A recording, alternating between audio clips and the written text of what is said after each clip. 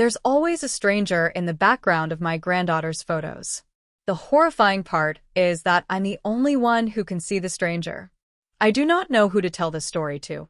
Nobody will believe me. I would not believe it myself if it had not happened to me and my family. But I do think I should tell it anyway as a warning in case I can prevent the tragedy from striking others. Forgive me if I am overly formal. I am an old man and not used to the way people communicate these days, especially online.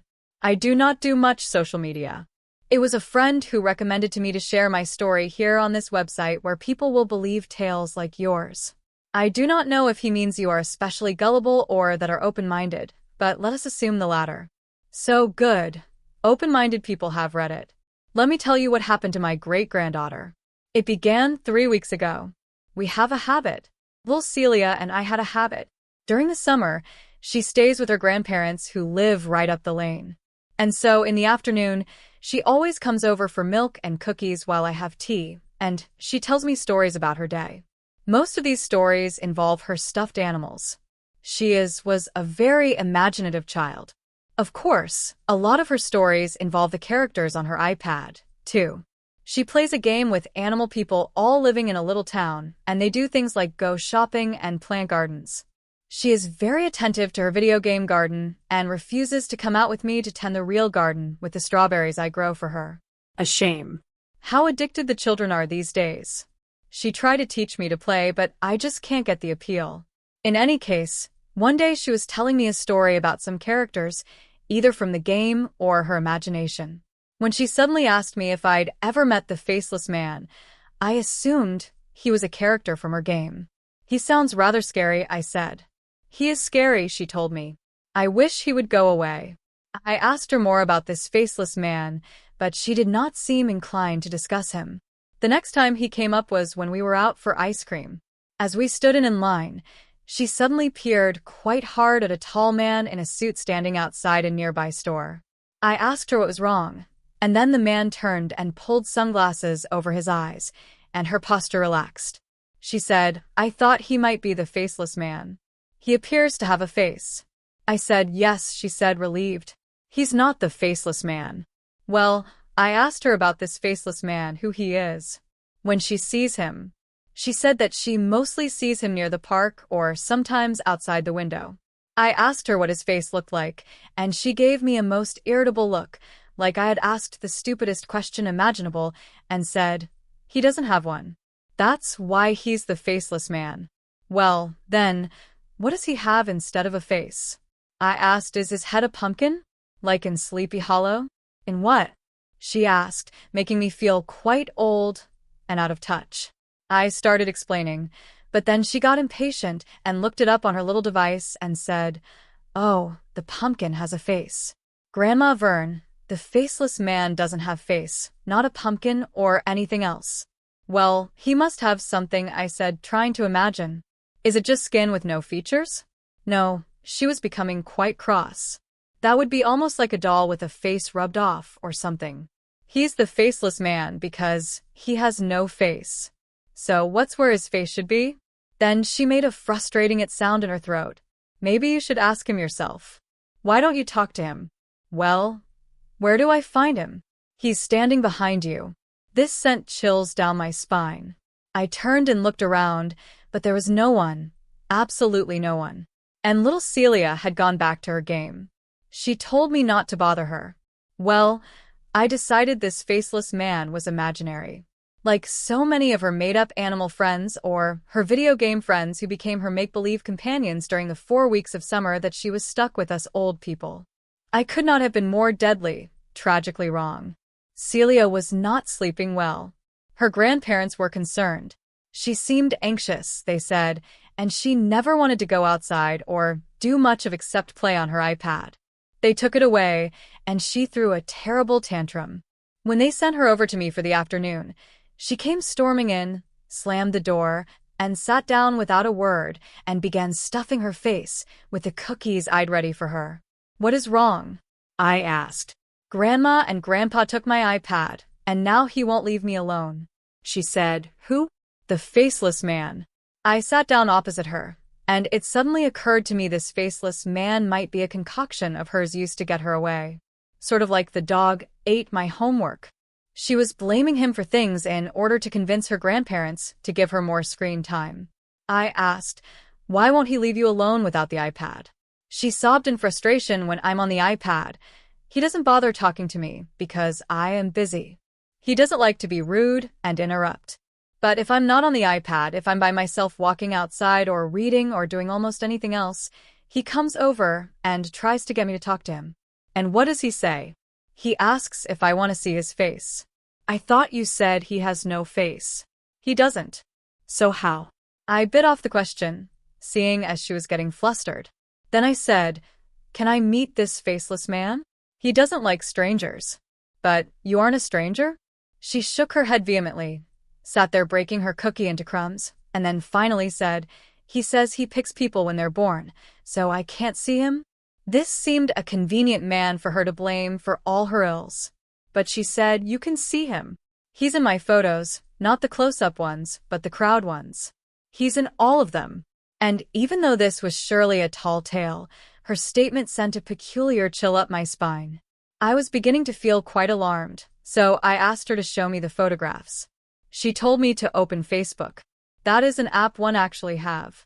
And I pulled up my account on my phone, pleased to be included in her little corner of social media, until she shot me down by telling me that she doesn't even have Facebook, that I would have to look at her mother's account because I don't have Snapchat or Insta or TikTok. Also, I couldn't see details on the little phone screen, so she had to help me find my password and log into my computer. She showed me some pictures from various albums taken by her parents and grandparents.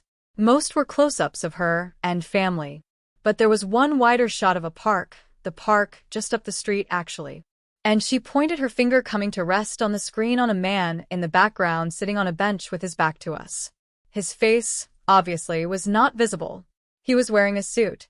The next photo she found was of all of the great-grandchildren at a water park for her cousin's birthday. She was on a slide, and in the background at the concession stand, his back to the camera was a man in a suit, same height, same hair, color and style, same suit, an old-fashioned suit with pinstripes. How had no one had ever noticed him before? She showed me another from Six Flags. She was playing carnival games, and behind her at one of the other games, throwing balls to attempt to knock down weighted jugs, was the man in the suit.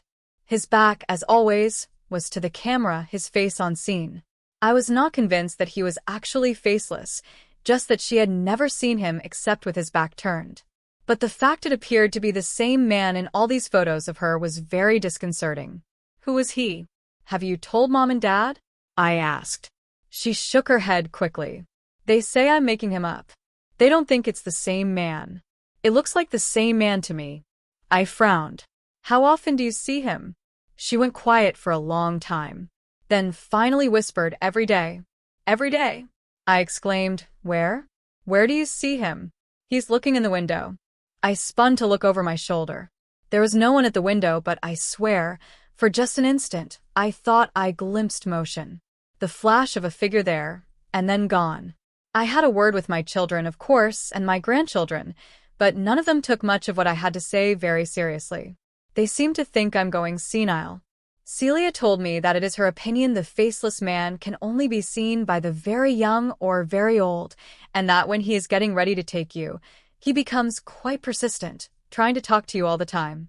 She said that if I want to try talking to him for her, I should look for him in reflections. So I have. I watched the windows and mirrors. I watched the movement in puddles on the road after the rain. And just recently, last week when Celia came over, I saw him, caught a glimpse in the spoon that was on the table between us. I didn't even register his reflection at first, didn't even know it was him, really, until he shifted slightly. And I looked and realized there was a figure there. I glanced up and he was gone. And when I looked at the reflection again, he wasn't there. But I got better at seeing him after that. He only appeared when my great-granddaughter was over in the afternoons. I took her for walks because it was easier to catch him that way, and it felt like I was running out of time.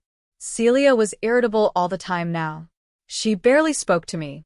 Her parents told me they were going to take her home early from her month's stay with her grandparents and me. I hoped this meant that the faceless man would leave her alone, but I didn't know. And so I was desperate to meet with him before she left. And 3 days ago, it finally happened. She was waiting in line for ice cream, and I looked in a puddle and saw his reflection standing there next to me. I looked up, and there he was in the flesh. He was watching her, his head turned so that I could not see his face. Only his pinstripe suit and polished shoes and gleaming oiled hair. "Oh," I said, "you were him. Do you want to see my face?" he asked. His voice was strong, surprisingly clear, and even pleasant. Nothing ghostly or unusual about him at all. He must have been a perfectly ordinary man, an ordinary man who was stalking my great-granddaughter. I snorted at him and stepped closer because while I may be a very old man, I was at one time in the Navy, and I still remembered how to throw a punch or take one, if need be. Anyway, I was not worried about what might happen to me. So I grabbed his shoulder. "Now, see here," I began. But when I turned him to face me, there was no face, only the back of his head. No matter which way I looked at him, I was looking at the back of his head. I felt dizzy, suddenly, as now I was facing the front of him, lapels, white shirt and necktie, and above the tie, his neck and the oil gloss of his hair. He was like an owl that had turned his head all the way around. Only his head did not move. I gasped, stepping all around him. No matter where I stepped, it was the back of his head. He chuckled, asked in a higher-pitched giggle, "Do you want to see my face?" "No," I said, "no." He was laughing. My legs buckled. I think I fainted. When I came to, Celia was beside me. "So we're staff from the ice cream shop." An ambulance.